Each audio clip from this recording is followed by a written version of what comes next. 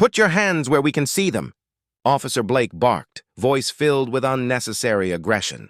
In front of him stood a small boy, maybe 9 years old, frozen beside his basketball.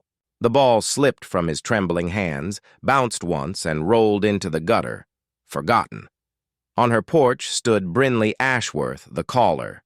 A 45-year-old woman dressed in designer athleisure, her manicured finger pointing like a weapon toward the boy. "That's him!" she cried. "That's the one?" The boy's name was Zion Mitchell, 9 years old, polite, smart, kind. He wasn't causing trouble. He was playing basketball in his grandmother's driveway. But Brinley saw something else entirely. She saw color, and in her world, that was enough to make him dangerous. As the officers surrounded Zion, his wide eyes searched for understanding. But what happened next would become a story that rocked the entire neighborhood. Because the phone call he made minutes earlier would bring someone to Rosewood Drive who would turn everything upside down and reveal a truth no one expected. 3 weeks earlier, Zion had just moved to his grandmother's house with his mother, Dr. Amani Mitchell, a pediatric surgeon who worked endless shifts at the hospital. His grandmother, Nana Cordelia, had lived there for decades, known and loved by nearly every neighbor. Their home, at 247 Rosewood, had a wide driveway perfect for basketball. Zion was a special kid, the kind who said yes ma'am and no sir, who helped older neighbors with groceries and dreamed of one day playing college basketball. His smile could light up any room, but what even he didn't know was that his father, who left early every morning in crisp suits, had a job that would soon change everything. Just 4 houses away lived Brinley Ashworth, the self-appointed queen of the neighborhood. She woke every morning to check her security cameras and scroll through community apps for things to complain about. She believed perfection was her duty. Her family? A husband who barely noticed her and teenage twins embarrassed by everything she did. From the moment Zion arrived, Brinley watched him. Every bounce of his basketball became noise. Every walk to the corner store became suspicious activity. Every smile was a threat. Within a week, she'd already filed her first complaint with the Homeowners Association, claiming ongoing loitering by a non-resident minor. Robert Chen, the HOA president, read her message and sighed. A 9-year-old? He filed it away, assuming it was just another overreaction. But Brinley wasn't done. When her first complaint went nowhere, she escalated. One evening, hearing the rhythmic sound of Zion's basketball, she called the non-emergency police line. "I can't tell if it's gunshots," she said dramatically. "I'm terrified." Officers arrived to find a smiling boy playing hoops under his grandmother's watchful eye. They apologized and left. But the complaint was logged, and Brinley had her first official report. Week 3, things got darker. Brinley began posting online. Concerning gang activity on Rosewood Drive. Possible drug dealing. Suspicious young male loitering near school. She never said Zion's name, but her posts described him so clearly that everyone knew who she meant. It was working. Fear spread. A few neighbors started agreeing, whispering that the new family was different. And Brinley, loving the attention, kept going. She was building a story, brick by brick, until one small incident would give her the excuse she wanted. That Tuesday evening, the sunset painted the street gold. Zion was outside shooting hoops. The ball bounced off the rim, rolled toward the curb. He chased after it, laughing, and caught it just before it rolled into the street. That's when he saw her. Brinley stormed across her lawn, her face twisted with fury. "What do you think you're doing?" she screamed. Zion froze. I'm just playing basketball, ma'am. Don't lie to me," she shouted, stepping closer. "I've been watching you. You're casing houses. You're planning to steal." "Ma'am," he said, his voice small but polite. "I live here with my Nana. I want to see your ID." "I'm 9 years old," he whispered. Her eyes hardened. "You people are all the same." "You don't belong here." He backed away, clutching his basketball to his chest. She followed, her phone already in hand, and that's when she made the call that would destroy everything. "Juan, what's your emergency?" "This is Brinley Ashworth," she said, panting dramatically. "There's a black male, late teens, been robbing houses in our neighborhood. I just confronted him and he became violent. I think he has a weapon." Every word was a lie. Zion stood on his grandmother's porch, scared and confused, holding nothing but a basketball. The dispatcher asked for a description. 6 feet tall, aggressive, wearing a basketball jersey, 6 feet. 18 years old, a weapon. She turned a child into a criminal. While officers were being dispatched, Zion did the only thing he knew to do. He called his mom. "She's saying I stole things," he whispered. "I'm scared." His mother's heart sank. "Go inside with Nana," she said calmly. "Keep your hands visible. Be respectful to the police. Call your father." Zion dialed again. His father picked up. "Dad, she's calling the police," Zion said, his voice trembling. "She's saying I stole from her. I didn't." There was silence, then his father's deep, steady voice. "I'm on my way, son. Stay calm. Keep your hands where they can see them. I'll be there soon." Zion didn't know it yet, but that call had just changed everything. The wail of sirens grew louder. Red and blue lights reflected off every window on Rosewood Drive. Neighbors peeked from curtains, phones in hand, whispering about what was happening. 2 officers stepped out of their patrol car, Garrett Blake and Nash Sterling. Both had reputations that should have gotten them fired years ago.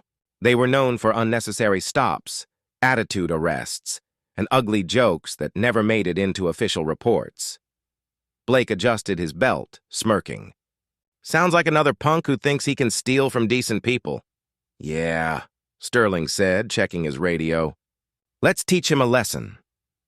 When they pulled up to 247 Rosewood, they already had their minds made up. They didn't see a child.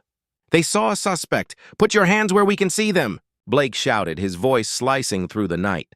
Zion froze on the porch, basketball at his feet, small hands shaking as he raised them. "Get on the ground!" He did as told, confusion turning to terror. "I didn't do anything," he whispered. "I live here with my grandmother." "Quiet," Blake snapped. "We'll do the talking." Sterling moved in, cuffing the boy roughly, pressing his small arms behind his back. "You match the description of a robbery suspect," he said. But the description was a lie. Brinley had called in a 6-foot-tall teenager. Zion barely reached 4.5 feet. None of that mattered. From her yard, Brinley watched, feigning concern but glowing with triumph. As officers surrounded Zion, she rushed forward, crocodile tears already forming. "Thank God you're here," she cried. "That's him. That's the boy who's been robbing houses for weeks." The officers nodded, their bias feeding her lies. "He stole my garden decorations worth over $200, she continued, voice trembling perfectly. "And my packages, $500 worth. He's been watching my house, waiting to strike again." Blake didn't ask for proof. Sterling didn't check for evidence. To them, her word was enough. "You have this on camera?" Sterling asked. "Of course," Brinley lied without hesitation. "Everything is on my ring footage. The truth?" She had nothing. Inside the house, Nana Cordelia heard the shouting and hurried outside. Seeing her grandson pinned to the concrete broke her heart. "Officers, please," she said, her voice trembling but steady. "There's been a mistake. That's my grandson Zion. He's 9 years old. He lives here." "Ma'am, step back," Blake ordered sharply. "I can show you his school ID, his birth certificate, anything you want," she pleaded. Sterling glared at her. "We know your type.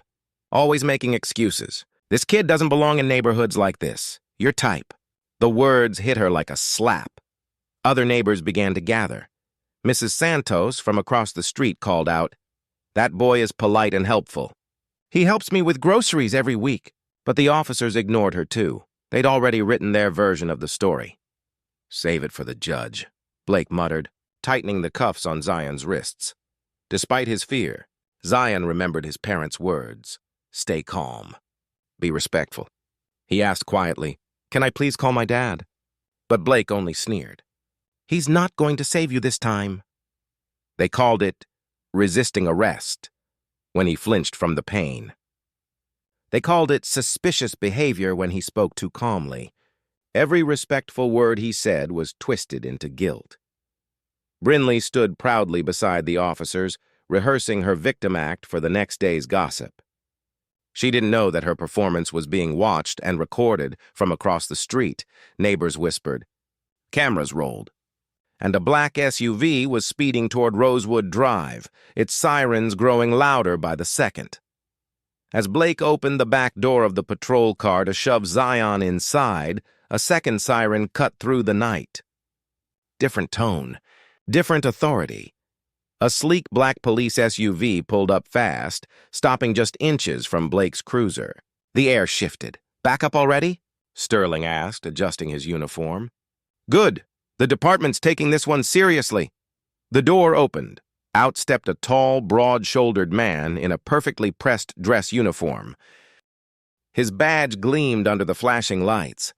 His face was calm, but his eyes burned with restrained fury. Blake froze. Chief Mitchell? The man's voice was calm, controlled, and lethal. Report! The name hit like thunder. Chief Dari Mitchell, Zion's father. No one else knew that yet, but they were about to. Blake straightened, trying to sound professional. Sir, we responded to a robbery call. The complainant identified this suspect as responsible for multiple thefts. He matched the description. The chief's eyes moved to the small, handcuffed boy. This? He asked quietly. Yes, sir, Sterling added nervously. The suspect was non-compliant, kept asking to call someone, so we detained him for theft and resisting arrest. Resisting? Chief Mitchell repeated slowly, voice cold. What did he do to resist? The officers exchanged a panicked glance. Before they could stammer out an excuse, Brinley stepped forward, seizing her chance. Chief, thank goodness you're here.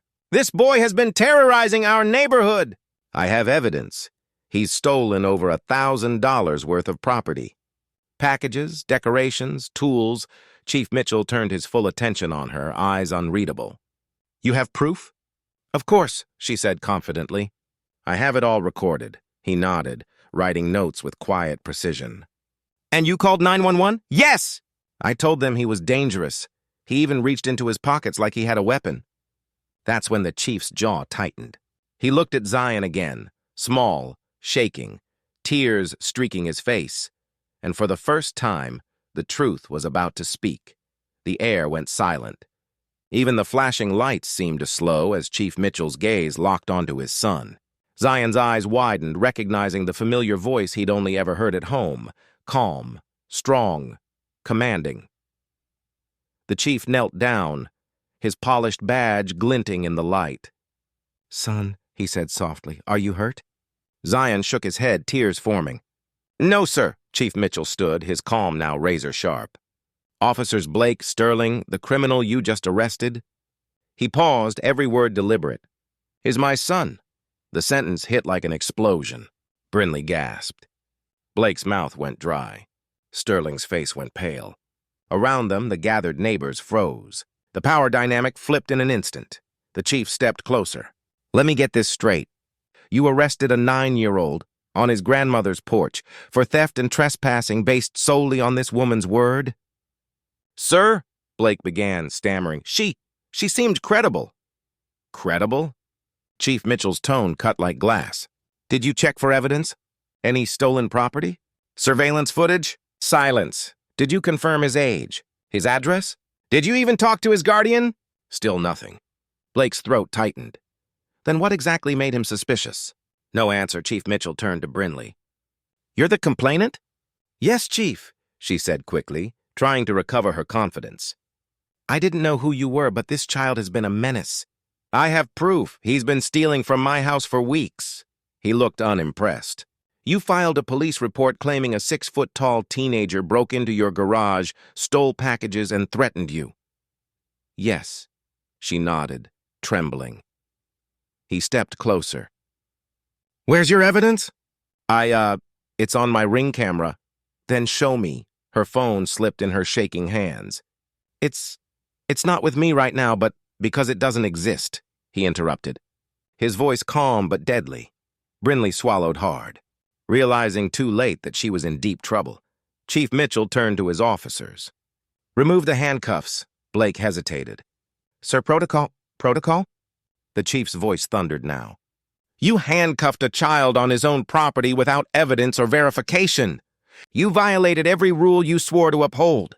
Sterling quickly uncuffed Zion, his hands trembling. The moment the metal clicked free, Zion ran to his father, who pulled him close for a moment before standing tall again. Now the chief addressed the entire crowd. His voice carried the weight of justice. You all need to understand something. What happened here tonight is not a misunderstanding. It's not an accident. It's what happens when prejudice replaces truth. He turned back to Brindley. You, ma'am, filed a false police report. That's a felony. You made up crimes that never happened and weaponized the police against a child. That's not fear.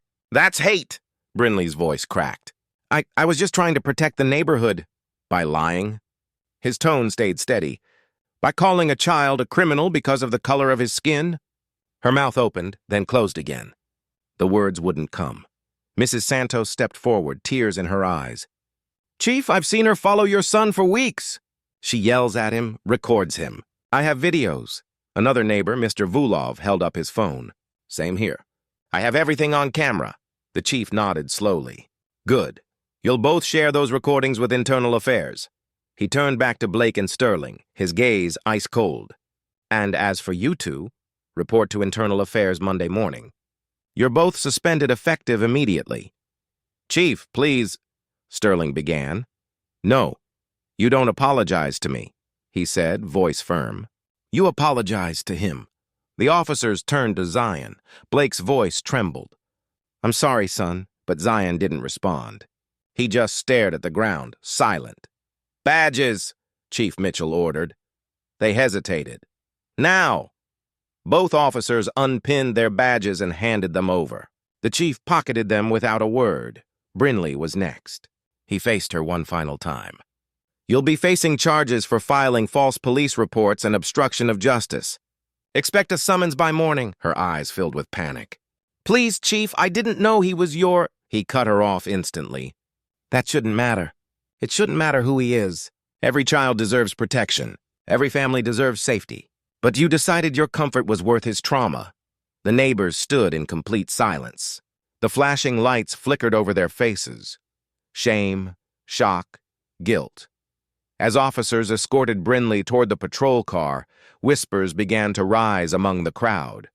Some angry, some remorseful, but all aware they'd just witnessed something life-changing. Chief Mitchell turned to his son. Let's go home. Zion nodded, clutching his father's sleeve. The boy, who had been treated like a criminal just minutes ago, now walked past two disgraced officers and a woman whose empire of lies was collapsing. But this wasn't the end. This was just the beginning of the consequences that would shake Rosewood Drive to its core. The night on Rosewood Drive had turned still again.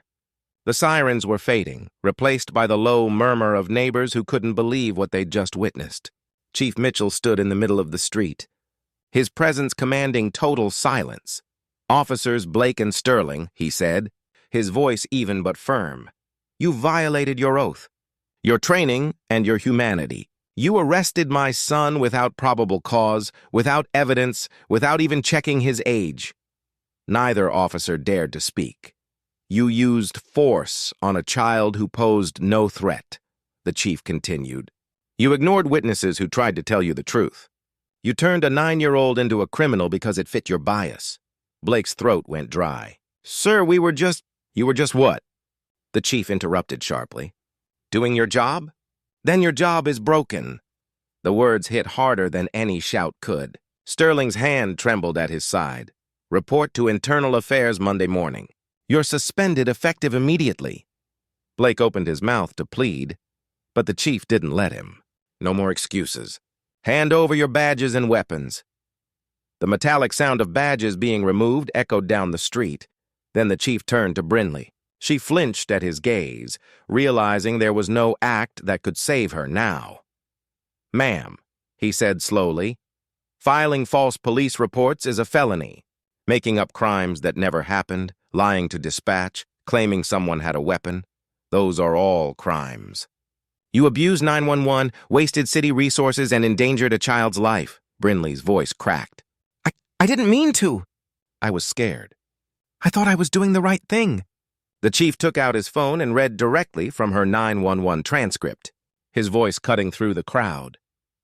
There's a black male, late teens, been robbing houses, acting aggressively, possibly armed. He looked up, his expression ice. You described a child holding a basketball? That wasn't fear. That was a lie. Brinley started crying, her tears no longer for show. Please, Chief, I didn't know. He stepped forward, eyes burning. You didn't need to know who he was to do what's right. You just needed to see that he was a boy. But you didn't. You saw color, and that was enough for you. A hush fell over the neighbors. Even those who'd once nodded along to Brinley's gossip couldn't look her in the eye. Mrs. Santos, voice trembling, spoke up. That little boy is kind, respectful. He helps everyone here. This woman lied about everything. Mr. Vulov raised his phone. I recorded it all. She followed him, yelled at him, called him names. I will give it to the police. Brinley's face went white. Then the chief turned to the gathered neighbors. Every one of you saw this happening. You saw her harass a child, and you said nothing. The crowd lowered their heads. He wasn't yelling. He didn't need to. The truth was louder than any siren. Chief Mitchell looked back at Brinley. You'll face charges for false reporting, harassment, and obstruction. You'll answer for every word you said. Her voice broke. Please, my family... He didn't let her finish. You should have thought of that before you decided to destroy someone else's. The officers standing nearby led her toward a waiting patrol car. For the first time, she wasn't the one pointing fingers. She was the one being watched. As she passed, Mrs. Santos whispered, You finally got what you deserved. Brinley didn't respond. The chief turned back to his son. Zion stood quietly beside his grandmother, his eyes still red from crying but his shoulders straight. You did everything right tonight, Chief Mitchell said softly. You stayed calm. You trusted the truth. Zion nodded. I was scared. His father placed a hand on his shoulder. Being scared doesn't make you weak. Doing the right thing when you're scared, that's what makes you strong. Then the chief turned back to the crowd one last time. Let this be a lesson. Racism isn't always shouted. Sometimes it's whispered through phone calls and reports dressed up as concern. But make no mistake, it destroys lives. And tonight it almost destroyed a child's. He paused. Not anymore. Neighbors stood frozen as the chief led his family back toward their house. Zion clung to his grandmother's hand. The flashing lights faded behind them. But the memory of what happened would never leave Rosewood Drive. Justice had arrived, but its echo was only beginning. The following days on Rosewood Drive felt different. The gossip threads went quiet. The Facebook group that once buzzed with Brinley's posts turned into a wall of silence. The neighbors who had watched from behind curtains now faced their own guilt. Chief Mitchell filed his official reports the next morning. Brinley Ashworth was charged with filing false police reports, harassment, and obstruction of justice, crimes carrying potential prison time. The police department confirmed the suspension of officers Blake and Sterling, pending full internal investigation. Their badges, once symbols of authority, were now just evidence in a case file. The story spread across local news outlets within hours. A neighborhood's prejudice had been exposed, and the image of a young boy in handcuffs on his grandmother's porch became a symbol of something bigger. Reporters called it the Rosewood incident, but for the Mitchell family, the cameras meant nothing. What mattered was home. That evening, Chief Mitchell sat with Zion and Dr. Amity Mitchell, his wife, who had rushed from the hospital still in her scrubs. The tension of the night before hung in the air, but so did gratitude. I'm proud of you, the chief said quietly. You remembered what we taught you, to stay calm, stay respectful. Zion looked down at his hands. I tried, but I was scared they wouldn't believe me. His father nodded. They didn't. But the truth always wins, even if it takes time. Dr. Mitchell placed her hand over her son's. You showed strength, baby. More than most adults could. That night, they ate together, holding on to the peace they had fought for. Meanwhile, the rest of Rosewood Drive faced its own reckoning. The Homeowners Association held an emergency meeting. Robert Chin, the president, stood before a packed room of neighbors and spoke the words everyone needed to hear. What happened to the Mitchell family was wrong, he said firmly. We all saw it, and too many of us stayed silent. That ends today. The HOA voted unanimously to remove Brinley from her self-appointed position as Neighborhood Watch Coordinator. They issued a formal apology to the Mitchell family and passed new guidelines to prevent harassment or discrimination in any future complaints. Brinley's husband, Preston, came home that night to find police at his door and his wife in handcuffs. When he learned what she had done, how she had endangered a child, his world fell apart. Within weeks, he filed for divorce and moved out of the neighborhood with their twins, who had stopped speaking to their mother entirely. For Brinley, the fall was swift. Her friends vanished. Her name became synonymous with shame. And when her trial began, every neighbor she had once bullied or intimidated lined up to testify against her. Mrs. Santos, Mr. Vulov, even the Hendersons, all told the court how she'd harassed Zion. The videos spoke louder than words. Her lies had finally caught up with her. She was sentenced to 6 months in county jail, 5 years probation, and mandatory community service. The once proud woman who had ruled Rosewood Drive through fear was now another cautionary tale about what hate can do. But the most powerful transformation happened not in the courtroom, but in the community she left behind. 3 months later, on a bright Saturday morning, children of every background gathered in Nana Cordelia's driveway. Zion was there, smiling again, basketball in hand. Mrs. Santos brought lemonade and cookies. Mr. Vulov shouted encouragement in broken English as kids played. Even the Henderson family joined, apologizing for not speaking up sooner. The street that had once been divided by suspicion now echoed with laughter. The sound of bouncing basketballs replaced the noise of sirens.